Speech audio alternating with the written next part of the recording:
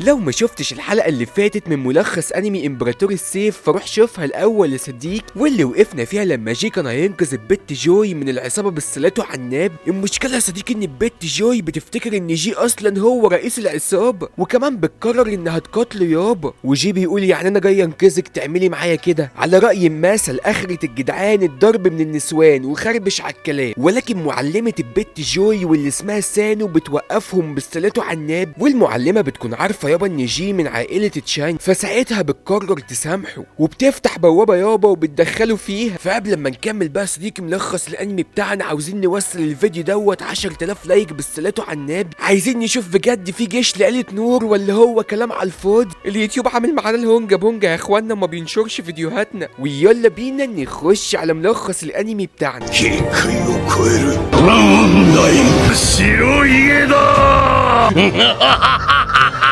ライオン真のエスカノール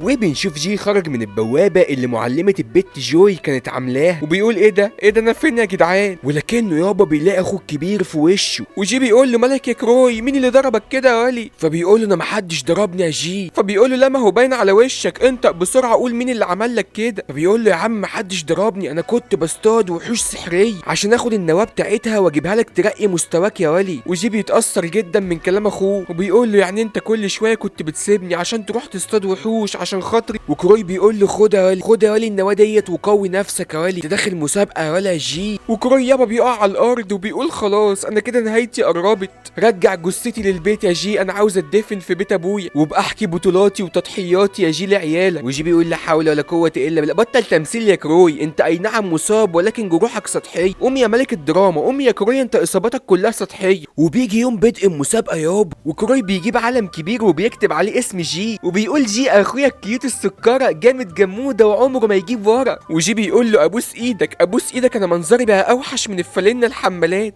وبيرحب بالطلاب يابا نائب مدير الاكاديميه واللي اسمه انباي باصطلاته عناب، وبيقول اللي هياخد المركز الاول هيحصل على نواه سحريه من المستوى الثالث باصطلاته عنابي، والمركز الثاني هياخد نواه من المستوى الثاني، والمركز الثالث هياخد نواه من المستوى الاول باصطلاته عنابي، واول 50 طالب كل واحد فيهم هياخد عمله نحاسيه. والبت جاي بتقول يلاهم من فقراء معفنين يسفخس عليهم، ده انا مصروفي في اليوم الواحد 3 عملات نحاسيه. ونائب العميد بيقول لهم القتل ممنوع بالصلاة على النبي، واستخدام الاسلحه ممنوع بالصلاة على النبي برضه، ايه ولا مؤاخذه في الكلمه الضرب تحت الحزام ممنوع برضه. وخش على المسابقه يا ولي انت وهي. وقبل ما تخش على المسابقه يا صديقي احب افكرك لو انت لسه ما عملتش لايك انزل اعمل لايك دلوقتي، عاوزين نخب على اليوتيوب ونوريه قد ايه عيله نور جامده جموده. والولا جيرو بيقول محدش هيحميك مني المره دي يا جي. وجي بيقول له يا عم اقعد في جنب بقى، يا عم انا مش لسه مديك على قفاك الحلقه اللي فاتت، انت ما بتحرمش يا واد يا لفته. وجايرو بيقول له ربنا ما هسيبك وربنا ما هسيبك. وجي بيقول له اللي عندك اعمله، احنا بالصلاه على النبي نص الكوكب بتاعنا والنص التاني تبعنا. وبسم الله الرحمن الرحيم المعركه الاولى بتبدا في المسابقه يابا، وبينتصر فيها عمك جي بكل سهوله. وفي نفس الوقت سيداتي وسادتي بينتصر كاديو اخو الواد جيرو الكبير بكل سهوله برضه. وبنشوف يابا الواد تايسو ابو كرش بيقدر ينتصر بكل سهوله برضه. وقبل ما بنوصل لتصفيات الربع النهائي احب اقول لك لو فاتتك الصلاه على الرسول فانا مش مسؤول. وبنخش في تصفيات الربع النهائي، وبتكون المباراه بين البت اخت الواد جيرو اللي دايما تسخن الناس على بعضيها،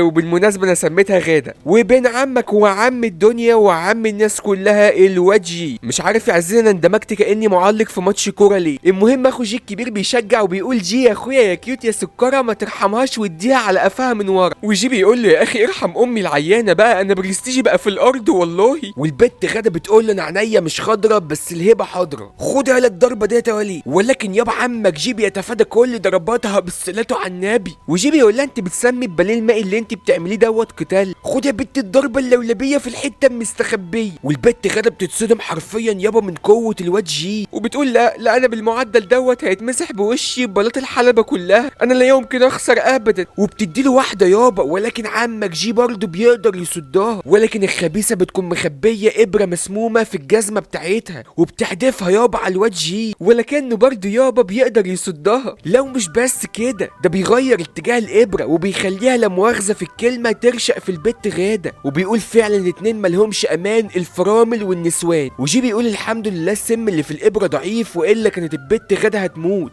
ونائب المدير بيقول تم طرد البت غاده من المسابقه تماما لانها استخدمت اسلحه وده ممنوع في المسابقه. واخو جي الكبير بيقول اخويا الكيوت السكره كسب يا خلاصو يا خلاصو، الله عليك يا جي يا سكره، هجيب لك عصير وشيبس. وجي بيقول له يا اخي حرام عليك، اوطي على رجلك ابوسها، كفايه بقى كفايه، انت هتشلني وربنا. والواد كاديو بيقول لجيرو اختنا خسرت اهالي، فبيقول له هنعمل ايه يا كبير، منظر العيله بقى زي الكلب الجربان. فبيقول له خد يا ولي السائل السحر دوت يا ولي، السائل دوت هيزود من قوتك وهتفشخ الكل يا ولي. والواد جيرو يابا بياخد الدواء وبيقول له جاي لك يا جي. والمباراه اللي بعدها يابا بتكون الواد تايسو والواد جيرو، وجي بيقول له ربنا معاك يا تايسو، خلي بالك عشان الواد جيرو دوت غلاوي. وبتبدا المباراه يابا وبالفعل جيرو بيضرب الواد تايسو وبيكون هيقتله حرفيا يابا، لدرجه ان نائب المدير انباي بيتدخل بنفسه. وتايسو بيقول لجي انا خسرت يا صاحبي، وجي بيقول له ما تقلقش يا ولي، انا هجيب لك حقك يا ولي يا تايسو. وساعتها اخو جي بيصرخ بصوت عالي وبيقول يا جدعان الواد جايرو دوت واخد دواء سحر يا جدعان، حد الحقنا يا جدعان، المباراه ديت لازم تقف يا اخوان. ولكن يابا نائب المدير انباي بيقرر يكمل المباراه برضه، وساعتها الكل بيتهم انباي انه شخص مرتشي وان عيله كاردي دفعت له فلوس يابا. ولكن يابا النائب انباي بيكون عايز يعمل كده عشان يشوف مدى قوه جي بسلته على النبي. وجيرو بيقول له انا بعد الاكسير دوت يا ولي قوتي تعادل قوه محارب من المستوى العاشر. وجي بيقول له يا عم ما تعرضهاش، ده اي كلام وانت اصلا عيل مش تمام. وحرفيا يابا جي بيمسح بكرامته كل بلاط وسيراميك الدنيا كلها. وجي بيقول له هو ده المستوى العاشر، ده انا لو جبت بجعه هتقاتل احسن منك. واخو جيرو بيقول له انت يا متخلف، انت يا متخلف، سيبك من اسلوب النعامه اللي بتقاتل بيه ده، سمعه عيله كاردي بقى شكلها زي الزفت منك لله. والواد جيرو يابا حرفيا بيستخدم كل قوته وبيقول وربنا لانفخك يا جي، وربنا ما هسيبك. وجي بيقول الواد دوت عبيط ولا ايه، ولا انت صحتك بتيجي على الضرب يا ابني. وحرفيا يابا عمك جي بيسقف له على وشه وبيقول له خد يا ولد الضربه السريعه في الحته الفظيعه. وبيتم اعلان فوز عم الدنيا وعم الناس الواد جي. وبكده يابا عمك جي بياخد المركز الاول بالصلاه على النبي. افرح يا ام جي، افرح يا ابو جي، الواد جي مشرفكوا في الاكاديميه كلها. والاخ الاكبر من عيله كاردي بيقول وربنا ما هحلك يا جي، قسما بالله لا اعمل اي حاجه عشان تطرد من الاكاديميه. وعمك جي يابا بيروح مكتب المدير وبيستلم نواه الوحش اللي من المستوى الثالث بالصلاه على النبي. والنائب بيقول له اتمنى لك التوفيق يا ولا جي. وجي بيقول له احلى مسا على فخدك يا نائب وبيمشي. وساعتها يابا بيظهر مدير الاكاديميه وبتقول يا انباي هلت الطاقه بتاعته وبتقول انه فعلا وضع عبقري. فالنائب بيقول له نديله نواه تانيه ولا نعمل ايه يا مدير؟ فالمدير بيقول له لا لازم نشوف الاول هيقدر يتخلص من الاعداء بتوعه ولا مش هيقدر، لو نجح يقضي على عائله كاردي يبقى فعلا الواد دوت يستحق الاهتمام يا ولي. وجي بيطلع يابا واخوه بيكون مستنيه بره، وواضح ان اخوه ما نامش في الايام اللي فاتت كلها. وجي بيقول لاخويا اللي كسفني وسط الناس بس بحبك وربنا يا ولي، وانا هديك الجوهره ديت يا ولي عشان تقوي من نفسك، انت محتاجها. واخوه بيقول له لا يا جي دي جايزتك يا جي، وبعدين يا جي انا اخوك الكبير واجبي اعتني بيك يا ولي ولازم اضحي علشانك بالصلاه على النبي. وجي بيقول له عليا النعمه انت اطيب واجدع واحسن اخ في الدنيا كلها يا كروي. فبيقول لي يا جي الاخ الكبير دوت لازم يكون شخصيه مميزه ومضحيه وقوي وطيب وجامد جموده، وبعدين دي اقل حاجه عندي اقدر اقدمها يا ولي. مش عارف يا عزيزي انا بحس ان كروي بيحب يطبل لنفسه كتير مش عارف ليه. وجي بيقول له وكتر خيرك يا كروي والله وكل حاجه، بس مين اللي عامل اللوح ديت يا ولي كلها، ومين اللي كاتب عليها اخويا الكيوت السكره قلب اخوك كبير يا خلاصو يا خلاصو وكسب المسابقه يا ناس. فبيقول له انا اللي عاملها يا جي، عجبتك صح؟ وفجاه يابا بنلاقي عيله كاردي بيوصلوا والاخ الاكبر كاديو بيقول له هنتقم منك يا ولا جي، ولكن كروي بيقول مش هسمح لكم يا ولي انت وهو تلمسوا شعره من اخويا. وبنعرف يابا ان كاديو قدر يوصل لمستوى قديس، واللي بيقدر في المستوى دوت يشكل اسلحه من الطاقه تعرف بالاسلحه المقدسه. وبيقول لكروي انا مش ههاجمك وانت اعزل يا ولي، وبيدي كروي سلاح يابا لان كروي لسه ما وصلش لمستوى قديس. وجي بيقول فرق القوه واضح جدا، اخويا كده هيتفشخ. واخو جي بيقول له انا هعطلهم يا ولا جي وانت قلت اجري واهرب يا ولي. المشكله يابا ان حرفيا كروي بيتبهدل واصاباته بتكون خطيره، وجي بيقول عليا النعمه ما هسيبك على اللي عملته في اخويا دوت يا ولي. وكروي بيقول له قلت لك اهرب يا جي، مش مهم انا، اهرب بحياتك يا ولي. وجي بيقول له لا يا كروي انا هنتقم لك يا اخويا. وكاديو بيقول له يعني اخوك اللي في المستوى العاشر كان حشره بالنسبه لي، انت اللي في المستوى السابع هتقدر حتى تقف قصادي؟ والبت كده يابا بتشعللها اكتر